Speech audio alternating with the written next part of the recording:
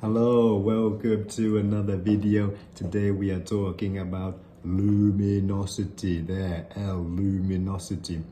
Luminosity is the amount of energy radiated by a star every single second, and you will know that as power. Yeah, power is energy per unit time. And the formula for the luminosity of a star is equal to sigma. That is a constant, the Stefan Boltzmann constant. Easy to remember. It is 5.67 times 10 to the minus 8. 5678. Okay.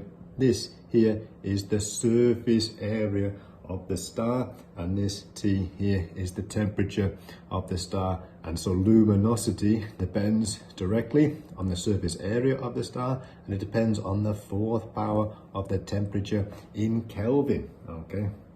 Now, what I can do with this formula is I can take the logarithm to the base 10 of both sides, and I will come up with this log of L is equal to, remember the power comes down in front, 4 log of T plus log of sigma A. And that will allow me to plot a graph, which I have done here. Looks like a back to front graph. I've got log of luminosity on the y-axis, and then I've kind of shifted it's like a reflection, a mirror image. The x-axis is log of temperature, and you will know, the gradient of this graph must be 4, because that is right here. Y equals gradient times x plus the y-intercept, which is log of sigma A. Now what I will do with this x-axis here is I'm just going to shift it along here, which is what I've done right here. I'm just going to shift it along, and I'll see that this graph will also move along, and this will give me the shape of the Hertzbrung Russel diagram, where I have got log of T, increasing T as I go to the left here. Remember, I shifted this axis over, and I've got a log of L on the y-axis.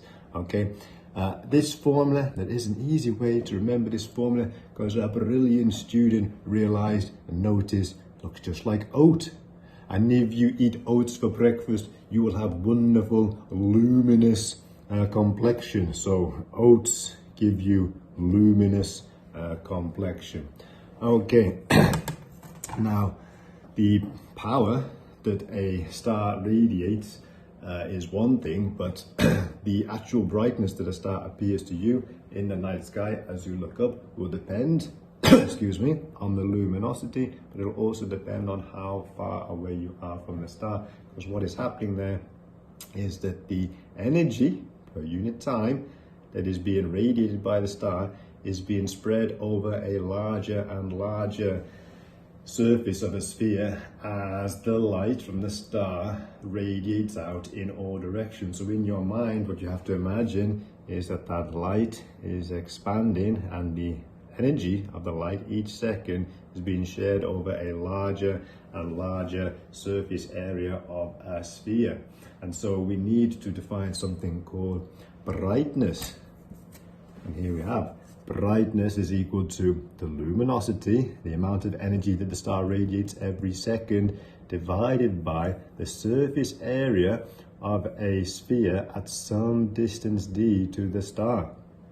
Okay, so now we can see that how bright the star appears depends on 1 over the distance squared. So double the distance to the star, you're going to reduce the brightness by 3/4 to 1/4. Okay, now then, what I've got here is a slightly more detailed version of the graph we were looking at previously about the Oats law. On the y-axis I've got a log of L, and then on the x-axis I have got decreasing a log of T as I go to the right there, and I have drawn lines, it says right there, of constant radius, because we know all these lines have the same gradient, 4, but if I have increased radius, then the y-intercept will shift upwards. Increased radius also means increased surface area.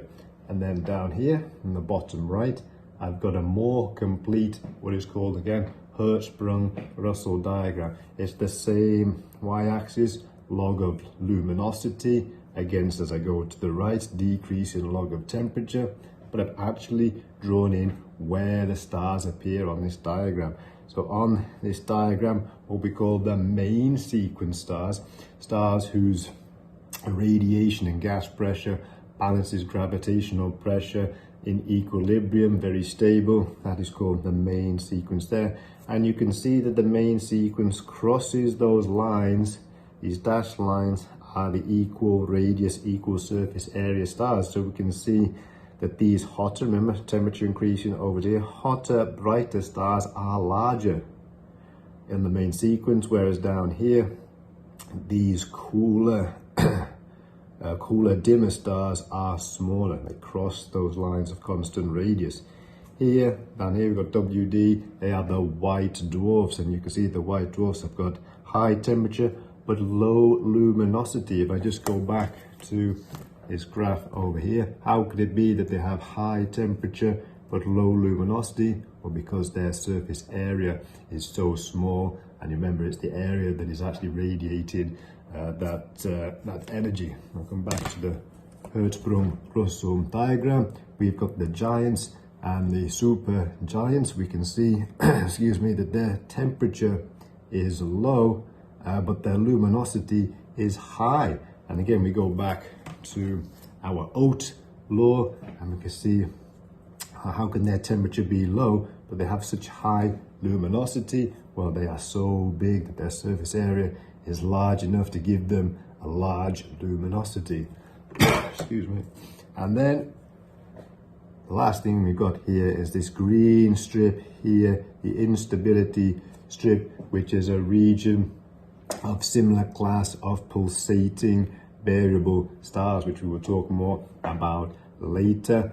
One last thing, OBAFGKM is a classification system for stars, and if you want to know how to remember it, there is a little poem, "Oh, be a fine gentleman, kiss me."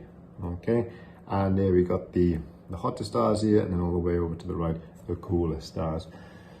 So make sure you learn the Oats law, the Hertzbrung Russel diagram, and I will see you again next time.